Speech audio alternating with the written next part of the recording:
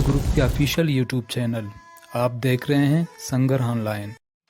Doctor जलाल Bloch की तहरीर कलम का धनी शहीद साजिद बलोच। जब इल्म और हुनर का मिलाप होता है तो कलम अपना असर आने वाली नस्लों के लिए रोशनी की सूरत में छोड़ता है। ये वही रोशनी है जिससे इंसानी तहजीब परवान चढ़ती है। ये वही रोशनी है जिसमें गुलामों के लिए नवीद आज़ादी की बाज़गश्त होती है। ये वही रोशनी है जिससे इंसान तस्कीर कायनात को मुमकिन बनाता है। कलम ही है जिससे इल्म व दानिश और इंसानी तहजीब का इर्तिका मुमकिन होता है। वो कलम ही की ताकत है जिसकी बदौलत इंसान वहशियाना ज़िंदगी से निकलकर मुअज़्ज़ब ज़िंदगी की जानिब गामज़न हुआ। कुरान की पहली वही भी कलम की अहमियत को लेकर नाजिल हुई। कलम ही है जिसकी कसम रब करीम ने भी खाई। यानी साइंसी और मजहबी दोनों नुक्ते निगाह से इंसान की तामीर व तरक्की बिना कलम मुमकिन ही नहीं। समाज को तामीर व तरक्की की राहों से आशना करने वाले अहले कलम ही हैं जिनकी तालीम व तख्लीक से अक़वाम अपनी मंजिल की जानिब में सफ़र होते हैं। इसीलिए ये कहा जाता है कि आलिम व जाहिल मर्तबे में कभी बराबर नहीं हो सकते। आलिमों का यही मर्तबा समाज में उन्हें दूसरों से इम्तियाज़ बख्शती है। जब गुलाम अक़वाम का आज़ादी की उमंग में सफ़र का जायज़ा लेते हैं तो वहाँ भी सबसे मुनफरिद मकाम के आमिल अहले कलम गर्दाने जाते हैं। उनके हाथों कलम का इस्तेमाल न सिर्फ उन्हीं के समाज की तकदीर बदलती है बल्कि उनके तहरीर करदा रहनुमा उसूलों की बदौलत दुनिया के दीगर महकूम और मजलूम तबकात भी अपनी राहों का दुरुस्त इंतखाब करते हैं। कलम की अहमियत से आशना अफराद न सिर्फ खुद कलम की बदौलत अपनी कौम की आवाज़ दुनिया तक पहुँचाने के लिए जद्दोजहद करते हैं बल्कि उनके कलम की स्याही जोद मुसलसल की इर्तिका के लिए कलमकार भी पैदा करने का ज़ामिन होता है। अहले कलम की इसी सही से आज तक न सिर्फ तारीख जिंदा है बल्कि इंसानी ज़िंदगी में जिद्दत भी इसी तबके की मरून मिन्नत है।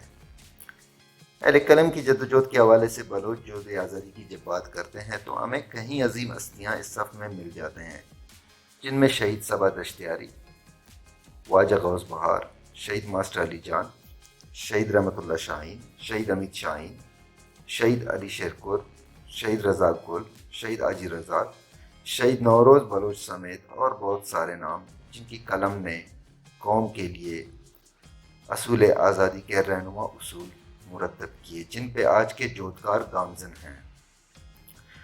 दुश्मन इस बात का बखूबी इदराक रखता है कि अगर कुव्वत मुखालिफ की रहनुमाई अहले इल्म व अहले कलम ने की तो शिकस्त यकीनी है।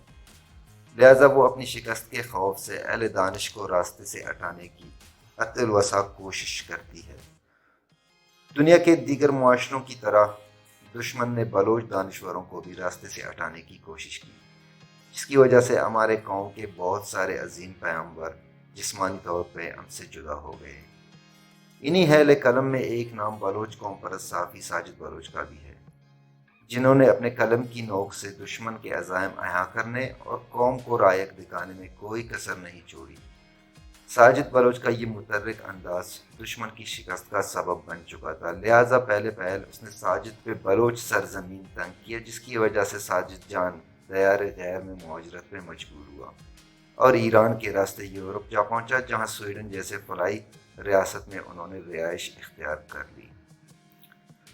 बलोच गुलजमीन से मुहाजरत ने भी साजिद को उसके मकसद के असूल के लिए जद्दोजहद से पीछे हटने पे मजबूर नहीं किया और वो बेखौफ बलोच कौम की आवाज़ बनकर दुनिया को बलोच कौमी मसले की जानिब तरगीब देता रहा।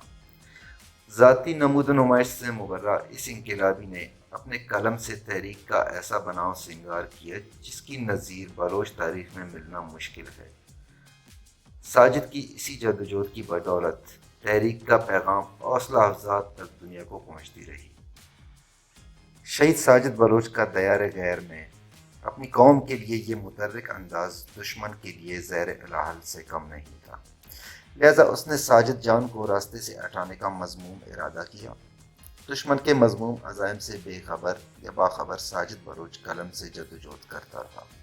बेखबर शायद ना कहा जाए क्योंकि साजिद जैसे दानिश्वर को इस बात का यकीनन इदराक हुआ होगा कि कौमी हकूक़ के लिए आवाज़ बुलंद करना और कौमी मसले को उजागर करने के सबब एक न एक दिन वो ज़रूर दुश्मन के इताब का निशाना बनेगा। پر وہ بے خوف اپنے قلم کو جنبش دیتا رہا، جس سے نکلنے والی سیاہی نے قومی مسئلے کی جانب لوگوں کو آگاہی دینے کا کام کیا۔ ساجد کو ابھی بہت سا کام کرنا تھا۔ ساجد جس مقصد کے لیے قلم اٹھایا تھا اسے اس کے ثمرات کا نظارہ بھی کرنا تھا، پر دشمن اپنے مذموم مقاصد کو بروئے کار لا کر ساجد جان کو 2 مارچ 2020 کو سویڈن کے شہر اپسالا سے جبری طور پر لاپتہ کرتا ہے اور 23 اپریل 2020 کو ان کی لاش اپسالا ندی سے برآمد ہوتی ہے۔ ساجد جان کی شہادت کے محرکات کا اگر جائزہ لیا جائے تو اس کی قلم کے استعمال نے ISI کو اسے راستے سے ہٹانے پہ اکسایا، بالکل اسی طرح جس طرح غالباً 12 سال قبل بلوچ دانشور عارف بارکزئی کو ISI نے ناروے کے شہر اوسلو میں شہید کیا تھا۔ ساجد اپنے حمل میں دنوان تھا۔ ساجد جیسے دائیوں کا جنم صدیوں میں ہوتا ہے، ہاں ان جیسوں کا جنہوں نے کبھی نام و مرتبے کی تمنا ہی نہ کیا ہو۔ ایک ایسی ہستی جس کے قلم کی طاقت کے سامنے دنیا کے بڑے سکندر سرنگو ہوتے ہوں۔ ایک ایسی ہستی جس کی طاقت سے دشمن اتنا خائف تھا کہ اس کی طاقت کو خاموش کرنے کے لیے انسانی اقدار سے آری عمل پہ اتر آیا۔ ایسی ہستی کو میں کیا نام دوں جنہیں تاریخ کبھی سقراط کبھی گلیلیو کی شکل میں سامنے لاتا ہے اور کبھی سارتر کہہ کر پکارتا ہے۔ مجھے سمجھ نہیں آ رہا کہ میں اپنے دیش کے سقراط اور سارتر کو کیا نام دوں۔ کیا نام دوں تجھے ساجد جان، جو تو نے اپنے قلم سے قوم کو منزل مقصود کی حقیقت سے آشنا کیا۔